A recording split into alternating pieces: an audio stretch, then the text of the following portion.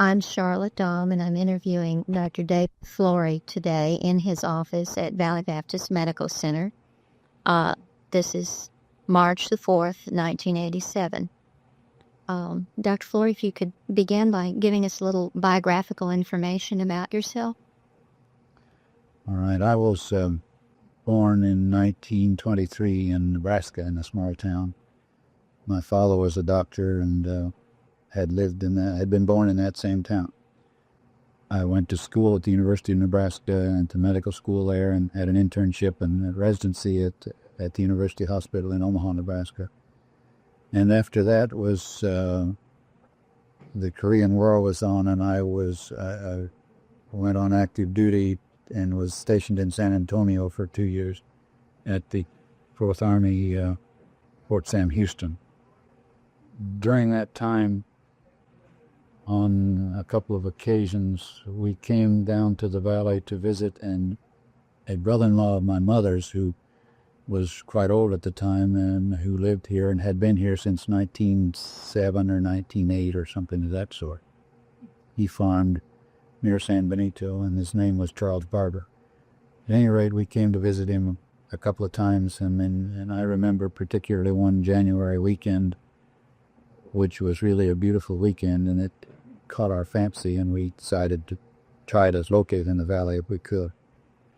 So I came to the Valley Baptist Hospital. The pathologist who had been here had recently departed, or was no longer with the hospital, and I took the position here and have been here ever since. We lived in Brownsville for a year after I started working here, and I go back and forth, and we moved to Harlingen in 1956 in the summertime. So you began working here in 55 then? Yes. When I started working here, we were in the old hospital on FSP.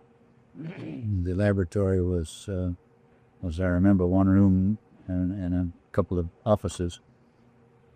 They were unair conditioned, and things were a little bit primitive even by the standards of those days.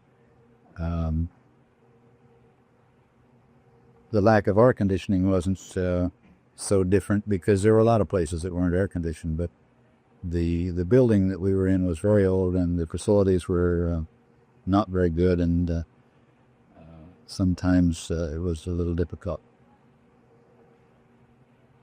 to perform the work. But we had good technicians, and everybody was willing to try, and it got done. How many patients did the hospital accommodate? I don't know.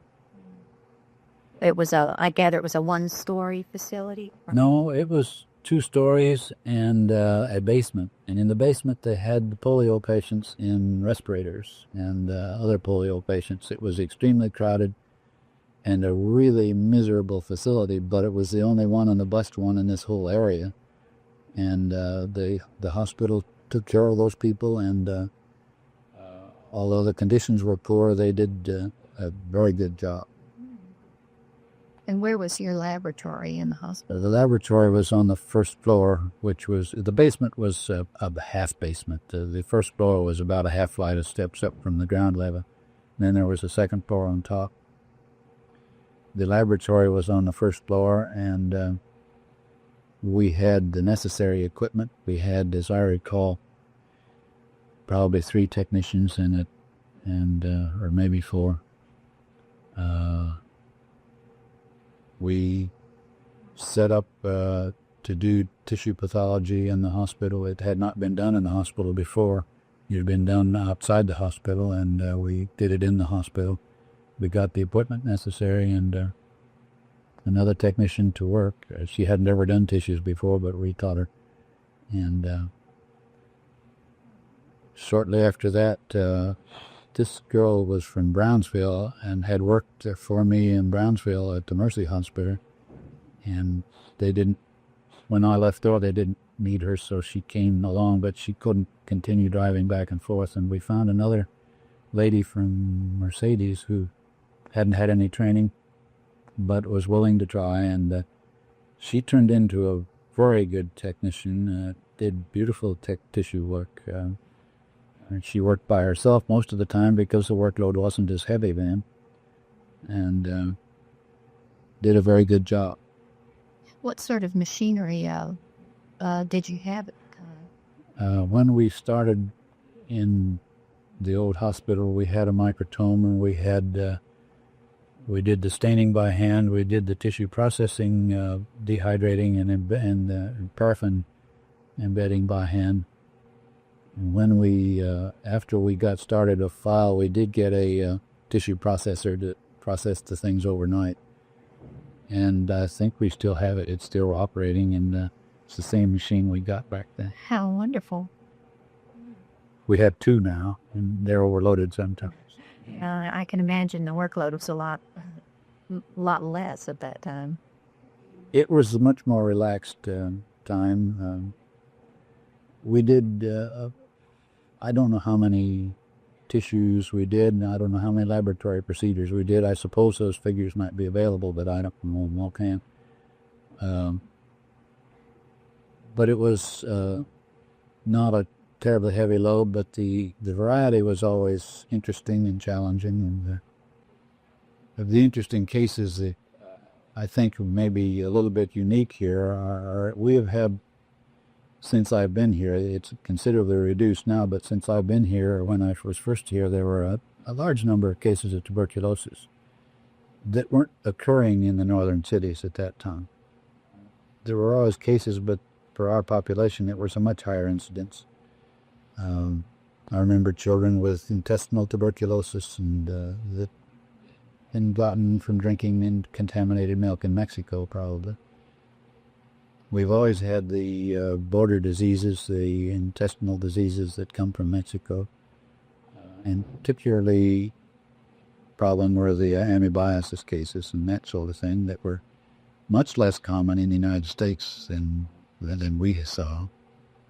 And we'd never had very many cases of roundworms or the kinds of intestinal parasites that you see in really tropical climates or in the southeast United States, probably because it's much drier here. We have had some cases of malaria that were indigenous, that were acquired here, people that had never been away from the valley. But there hadn't been one of those for a long, long time.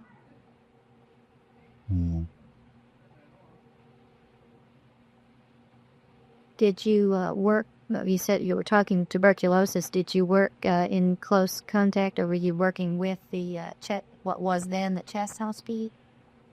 Yes, I did their autopsies, and I did a lot of autopsies on incurable tuberculosis, people that had tuberculosis that the organisms had developed resistance, and there wasn't anything to treat them with.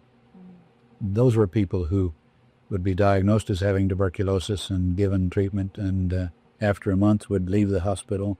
Well, they would be treated in Mexico for a month, and then they'd come back and work because they felt better, and then they'd feel worse again. They'd go back and get some more treatment, and they could buy pills and whatever medication they wanted in across the border.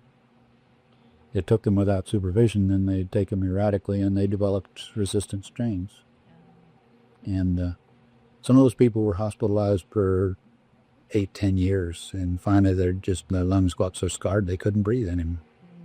That was a terrible disease. It was terrible.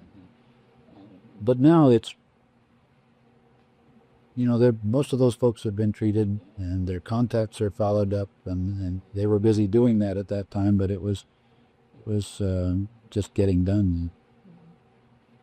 I know you don't hear that much severe TB. We see occasional cases now, but it's not as common as it was by any means.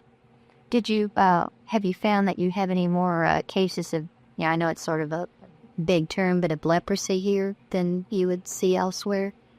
I'm just not sure, but we have in Cameron County most of the time 60 or 80 or so active cases of leprosy.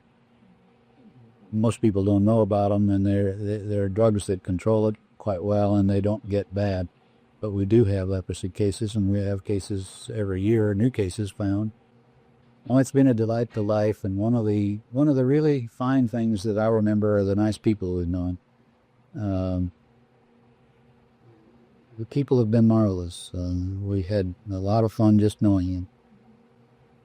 Well, it's a lovely area, and that's one of the reasons we want to be able to talk to people and get reminiscence on tape. It's But wonderful. So many of my reminiscences have to do with the people I've known. You know, it's a nice place to live, and I like the weather and all. But I'm sure there are places in the world with better weather than ours. You know, where it isn't 98 every day, all summer long. Oh, well, but it's the people you meet, and People have been most interesting.